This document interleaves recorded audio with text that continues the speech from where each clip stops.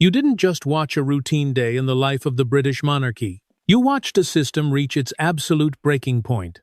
A moment where the most guarded secrets of the United Kingdom were left vulnerable to the shadows. Imagine the scene. A king, still adjusting to the weight of a crown, he waited 70 years to wear, and his heir, Prince William, standing side by side in the private corridors of Windsor. They weren't discussing the usual ceremonial duties or upcoming tours. They were staring at an open, red box, the legendary leather briefcase that contains the pulse of the British government, and realizing that a fatal error had been made.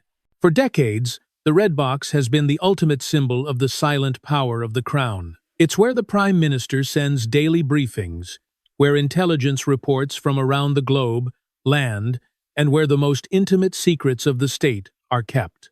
But tonight, I'm going to walk you through how a simple lapse in protocol between a father and a son didn't just cause a scandal. It threatened the very foundation of the constitutional monarchy. This wasn't just about a misplaced document. This was about secrecy, control, and the dangerous reality that even a king and a future king can be humanly flawed. Have you ever looked at the polished image of the royal family and felt that something was being hidden? That behind the perfect smiles and the grand ceremonies, there are cracks that no one wants to admit out loud. You're not alone. We've been fed the palace spin for years, the narrative that everything is under control. But what if I told you that in that one moment, Charles and William did something so reckless that it bypassed the entire security machine of Buckingham Palace? They say the monarchy is a machine of stability, but machines have gears, and gears wear down. And when the two most important figures in that institution overrule their advisors just to keep a secret between themselves, that's when the vulnerable pimple under the skin of the monarchy starts to burst. We are entering a territory where the mask didn't just slip, it was violently torn away. Why did it take so long to be this honest? Why was the silence so deafening for weeks before this red box crisis hit the headlines? Tonight, we aren't just talking about royal gossip. We are analyzing power, trust, and the terrifying price of keeping secrets in a 21st century democracy. This is the story of the day the palace security cracked, and the king realized his biggest ally, his own son, might have also become his biggest liability. Stay with me, because what happened in the next 15 minutes of that night changed the rules of the palace forever. In the world of rituals and traditions, the red box is not just a piece of office equipment. It is a spiritual entity of power. For over a century, it has served as the only inviolable bridge between the government and the monarchy. But on that fateful night, that sanctity was shattered by a mistake that security advisors described as fatal, a lethal error. Have you ever wondered what happens when a new king, still struggling with the weight of a crown he waited a lifetime for, decides that he knows better than the strict security protocols that protected his mother for 70 years? The problem wasn't the box itself, it was what lay inside. That night, the red box contained a top-secret set of documents regarding regency power transitions, a plan so sensitive that even the highest-ranking private secretaries were not permitted to see it in its entirety. Charles, driven by the instinct of a father who wanted to trust his son absolutely, performed a forbidden act. He allowed William to access the box while it was not under the supervision of the yeoman warders. This is the exact moment the plaque, the vulnerability of overconfidence, started to harden. William, in his haste to prove himself a capable heir, took a portion of the documents back to his private office at Adelaide Cottage without an official escort. Imagine the scene. State secrets, analyses of the vulnerabilities of the modern monarchy, lying on the back seat of a personal car, protected only by a vague belief in luck. Why was this a fatal mistake? Because in an era of digital espionage and information seekers lurking around Windsor, this action created a security blind spot that lasted exactly 45 minutes. 45 minutes, where the red box, the symbol of inviolability, became completely vulnerable. The palace machine was programmed to stop attacks from the outside, but it was utterly helpless when the insider themselves personally opened the door to risk. What did that feel like? It was pure hubris. Charles wanted to prove that his reign would be open and based on family trust.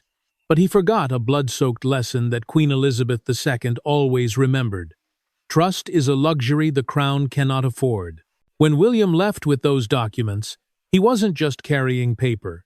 He was carrying the stability of an entire institution. And when they realized this error at midnight, the atmosphere at Windsor was no longer about father-son warmth, it was a state of absolute terror.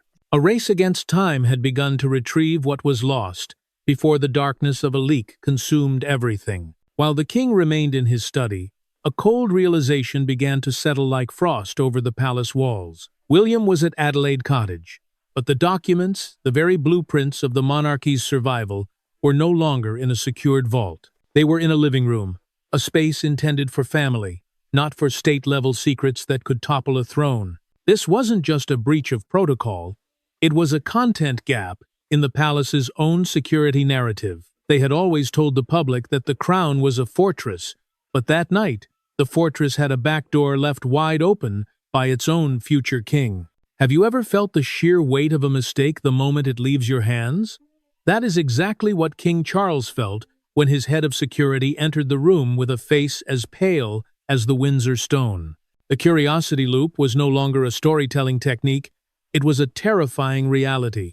Someone had seen the car. Someone had noticed the heir to the throne carrying a plain, unescorted folder into a cottage that lacked the heavy-duty surveillance of the main castle. In the high-stakes world of the British monarchy, silence is usually a weapon used to manage the optics.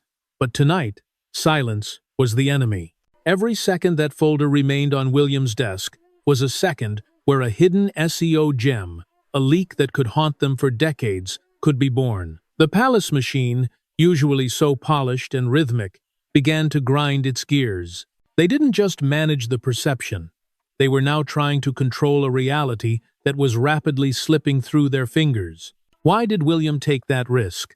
It was the U-style variation of arrogance. He believed that as the future king, his presence alone was a shield. He forgot that in a world of secrecy, illness, and the future of the monarchy, the crown is only as strong as its weakest link. And that night, the link was a father's desire to bypass the men in gray suits, to bond with his son over the future of their legacy. This was the moment the mask slipped entirely. It wasn't a routine update. It was a turning point where the crown had to admit it was mortal. As the security detail raced toward Adelaide Cottage under the cover of darkness, the question wasn't just, where are the papers?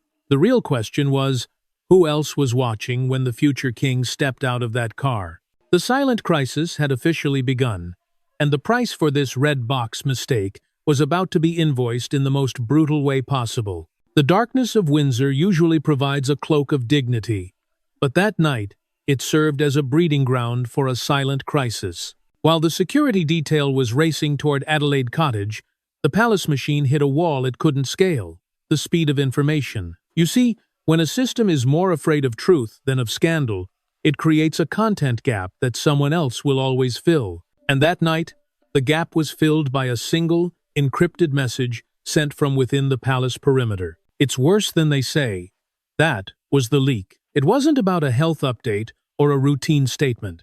It was a royal crisis analysis moment where the internal gears of the monarchy began to grind against each other. An email with the subject line, "She deserves more than silence," began to circulate among a tiny, elite circle of insiders.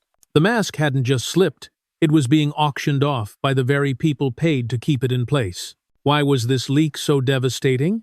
Because it targeted the emotional center of the institution, the trust between the people and their future queen and king. In the Red Box files, there were contingency plans for when a future queen has to step away to survive. The leak suggested that William wasn't just being protective, he was being secretive to the point of panic management. This is the fatal part of the mistake.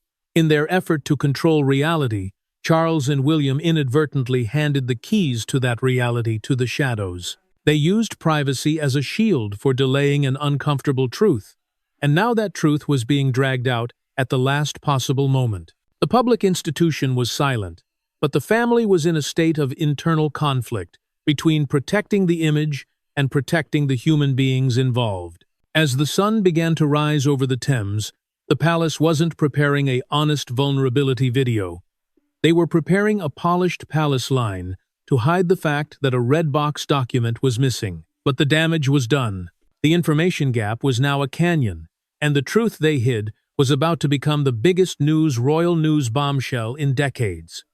The question was no longer, what is in the box? The question was, who has already read it? The darkness of Windsor usually provides a cloak of dignity, but that night it served as a breeding ground for a silent crisis. While the security detail was racing toward Adelaide Cottage, the palace machine hit a wall it couldn't scale: the speed of information. You see, when a system is more afraid of truth than of scandal, it creates a content gap that someone else will always fill. And that night, the gap was filled by a single, encrypted message sent from within the palace perimeter. It's worse than they say. That was the leak. It wasn't about a health update or a routine statement. It was a royal crisis analysis moment where the internal gears of the monarchy began to grind against each other. An email with the subject line, "She deserves more than silence," began to circulate among a tiny, elite circle of insiders. The mask hadn't just slipped. It was being auctioned off by the very people paid to keep it in place. Why was this leak so devastating? Because it targeted the emotional center of the institution, the trust between the people and their future queen and king. In the Red Box files, there were contingency plans for when a future queen has to step away to survive. The leak suggested that William wasn't just being protective, he was being secretive to the point of panic management. This is the fatal part of the mistake. In their effort to control reality, Charles and William inadvertently handed the keys to that reality to the shadows. They used privacy as a shield for delaying an uncomfortable truth. And now that truth was being dragged out at the last possible moment. The public institution was silent, but the family was in a state of internal conflict between protecting the image and protecting the human beings involved. As the sun began to rise over the Thames, the palace wasn't preparing an honest vulnerability video. They were preparing a polished palace line to hide the fact that a red box document was missing. But the damage was done. The information gap was now a canyon, and the truth they hid was about to become the biggest royal news bombshell in decades. The question was no longer, what is in the box? The question was, who has already read it? Inside the thick stone walls of the king's private study, the air had turned cold, not from the winter draft, but from the chilling realization that the fortress of secrecy was crumbling from within. The head of security had just confirmed the worst. The encrypted leak was real, and the narrative was no longer under palace control. This was the breaking point for the system. King Charles, a man who had lived his entire life by the rigid rules of protocol and optics, found himself facing a crisis that no polished press release could fix. Prince William stood before his father, the weight of the Adelaide Cottage breach hanging between them like an invisible wall. The future king had tried to protect his family's privacy, but in doing so, he had created a monarchy crisis that threatened the very future of the monarchy. It was at this moment that Charles did something that shocked his entire court. He chose honest vulnerability over the palace machine. "No more hiding," the king reportedly declared, his voice shaking but resolute. It was a turning point in royal history. He realized that the silence in a public institution was not a shield. It was a slow-acting poison. The palace had been hiding the truth for too long, letting conjecture and conspiracy theories fill the void. This wasn't just about a document anymore. It was about the survival of the institution. Why did the king overrule his entire court of men in gray suits? Because he saw the vessel of trust shattering. He knew that if the people, the taxpayers who fund this ancient institution, felt they were being managed rather than informed, the crown would lose its moral authority. The mask slipped because it had to. A king has to be more than a symbol. He has to be a leader who recognizes when secrecy becomes betrayal. As the morning light hit the red box still sitting on the desk, the order was given to prepare a new kind of statement. Not one written in the cold, detached language of the court, but one that admitted the monarchy could bleed. They were moving from secrecy to remission, not just of illness, but of the old, broken way of governing the story. The fairy tale monarchy was dead. A human monarchy was being forced to take its place. The morning of the announcement felt like a house with cracked walls. You don't fix it by hanging more beautiful paintings. You have to look directly at the cracks. For weeks, the palace had tried to manage the optics and control reality itself, but the red box mistake had effectively dropped the guard of the most carefully controlled institution in Britain. The routine health updates and polished lines were no longer enough to stop the crisis of trust that was flooding the gates. The palace machine had reached its breaking point.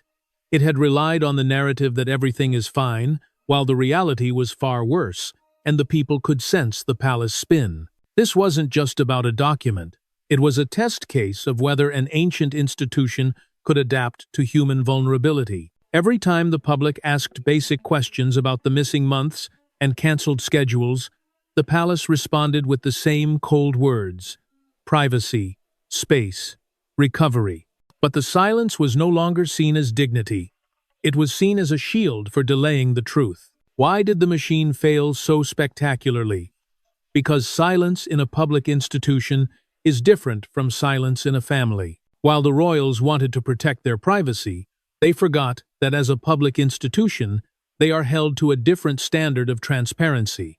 The secrecy and control had created a vacuum that was now filled with leaks and whispers from inside the hospital and the palace itself. The mask was falling, and no amount of PR could put it back on. The king realized that if a monarch has to overrule his entire court just to tell the truth, there is a fundamental problem. The decision to speak was not just an emotional one, it was a strategic reset. It was the moment Charles chose his daughter-in-law and his son over the palace machine. He understood that Kate gave them what the machine never could: honest vulnerability. The institution was being forced to admit it could bleed. As the cameras were finally allowed into the private corridors for a statement that was not a routine update, but a turning point, the world watched a king and his heir standing side by side. Their voices were shaking, finally admitting that the emotional center of the monarchy was far sicker than anyone in power wanted to say out loud. This was no longer a fairy tale.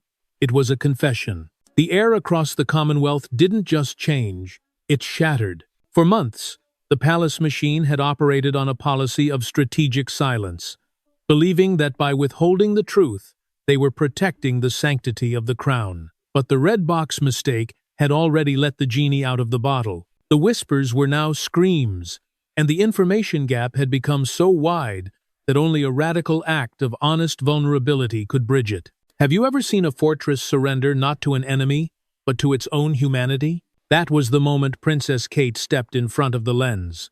No palace spokesperson, no filtered press release, no men in gray suits to buffer the blow. This was the break the fourth wall moment the monarchy had avoided for centuries. The king and William had realized that privacy had been weaponized against them by the vacuum of their own making. Why did this announcement feel different from any other royal news? Because it bypassed the institutional filter. In the documents leaked from the Red Box incident, there were drafts of how to slow release the news to avoid a market crash or a constitutional panic. But Kate and William chose to reset the monarchy by speaking directly to the soul of the people. They traded the image of perfection for the reality of pain. This was the fatal mistake turned into a strategic masterstroke, though the cost was personal agony. The palace had finally learned that in a 21st century digital world, secrecy is a liability, not an asset. The vulnerable pimple had been lanced. By admitting to the cancer, by admitting to the struggle, they didn't just inform the public. They humanized an institution that was considered distant and cold. But don't be fooled, this wasn't a clean victory. The internal conflict was still raging. Behind the scenes, the security breach that started with a misplaced folder was being investigated as a high-level treason event. While the world watched Kate's brave face, the king was looking at a list of names, people within his own walls who had chosen to sell the Red Box secrets. The mask was off, but the scars underneath were deeper than anyone imagined. The fairy tale was officially over. The survival era had begun. While the world outside was deeply moved by Princess Kate's sincerity, a real battle was erupting within the palace walls. Light had shone on the public message, but darkness still cloaked the corridors of Windsor, where King Charles faced a horrifying reality. The traitor wasn't a distant enemy, but an invisible assassin lurking within his own service. The red box mistake wasn't just William's carelessness. It was the bait that exposed the deep-seated fractures in the loyalty of the advisory staff. Privacy had been used as a shield for too long, and now it had turned into a poison destroying trust. King Charles ordered an unprecedentedly rigorous investigation. He realized that if an institution depends so heavily on a personal image like Kate's, what happens when the loyalty of those who hold the secrets wavers? This was no longer an issue of optics. It was a survival test for the entire institution. Why was this purge so fatal? Because it stripped away the truth that the palace machine was too old and riddled with worn-out gears. The leaked emails with the subject line, "She deserves more than silence," weren't just whispers. They were an indictment of the failure of security protocols. Charles and William stood in a dead zone of suspicion. Who took the photo of the file at Adelaide Cottage? Who encrypted the messages sent to the press? This was the biggest shock. It turned out that the palace's excessive silence had created the content gap that made insiders feel they had to speak for the heart of the truth. But in the world of power, good intentions can be treason. King Charles, a man who lived by protocol his entire life, was now facing the life sentence of being unable to trust his closest confidants. As the men in gray suits were interrogated, the mask of stability fell completely. The palace was no longer a safe fairy tale. It had become a parallel world of drama and danger. This purge was a twist no one could have predicted. To save the future, the aging king had to be willing to burn long-standing relationships to create a new, more transparent order. The announcement of remission wasn't just a medical update.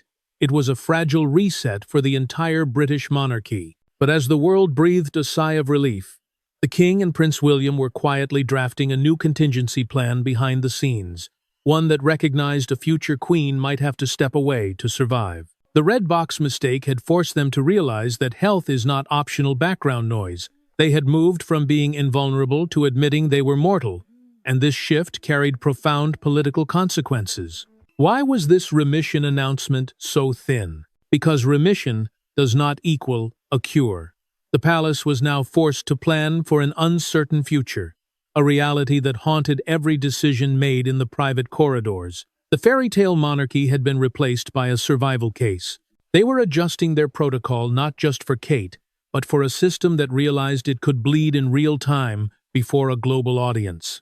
This was the next level strategy, moving from one-way communication to a more interactive and transparent model. They realized that the privacy they so desperately fought for had nearly cost them the trust of the people. The king was now pushing for no more hiding, a directive that fundamentally changed how perception is managed within the institution. They were learning to humanize the crown before it nearly slipped away. What does this mean for the future? It means a slimmed-down monarchy isn't just a financial choice, it's a biological necessity. The legacy Kate was building through her honest vulnerability was becoming the new monarchy script. She turned her personal agony into a model of empathy, a quality the palace machine had lacked for centuries. They were finally looking at the cracks in the house instead of just hanging more polished palace lines. But the secrecy and power dynamics hadn't vanished. They had simply evolved. As William and Charles looked at the humanity versus the institution test, they knew the rules had changed forever. The night the palace dropped, its guard had led to a world where they could no longer pretend nothing ever breaks behind palace walls. The crown was no longer just about dignity. It was about the grit to survive its own human flaws. This wasn't just a story about a missing folder or a health update. It was about the night the most carefully controlled institution in Britain reached its absolute breaking point. The red box mistake and the ensuing silence weren't just tactical errors. They were a fatal realization that a 21st century monarchy cannot survive on 19th century secrecy. As the dust settles on this crisis, the legacy of Charles and William's mistake is clear. If the monarchy wants to survive in a world that watched its heart suffer in real time, it can't go back to pretending nothing ever breaks behind palace walls. Kate didn't just update her medical chart, she rewrote the entire monarchy's script. By choosing honest vulnerability over palace spin, she gave the people something the institution's machine never could: a reason to believe again. The fairy tale monarchy is dead, replaced by a human monarchy that is forced to admit it can bleed, suffer, and fail, just like the millions of lives it governs. What does this mean for the future? It means the survival of the crown now depends on transparency, rather than the untouchable aura of the past. The Red Box incident proved that secrecy in a public institution is a liability that invites leaks and destroys trust. Moving forward, the institution must bridge the gap between humanity and the institution, or risk becoming a harmless, irrelevant fairy tale. If you're tired of being fed polished palace lines without context, this space is for you. The royal drama is no longer just gossip. It is a profound test of how an ancient power adapts to modern human vulnerability. Tell me in the comments, do you still trust the palace when it comes to the truth? Or do you think the mask slipping was just a temporary adjustment of their PR? The crown has changed its rules, and as we watch the king and his heir navigate this new reality, remember one thing: this wasn't just a royal statement, it was a confession.